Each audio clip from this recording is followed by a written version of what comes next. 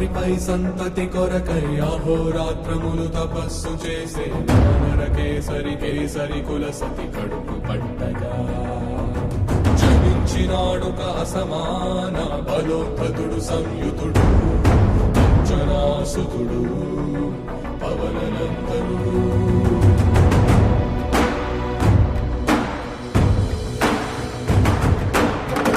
కిరణముల ఉదయాత్మి గని అది పండిన తీరని పంటను కొడు సూర్యమండలము పట్టి తినాలని ఉవ్విళ్ళూరే.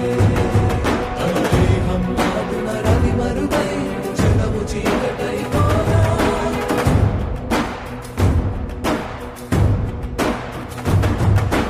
అది అమరేంద్రుడు గమనించి తన ఐరావతమది ఓడించి ఆంజనేయుని సమీపించి తన వజ్రాయుధమును విసరగా అది పవననందనుని హనుముని తాకా చిందిన రక్త బిందువే విద్యుద్వేగంతో ధరణి స్థలి వంద కడలిలో చొచ్చి వంద కడలి అట్టడుగున గల శ్రీరంగ శుద్ధి గర్భము చేరి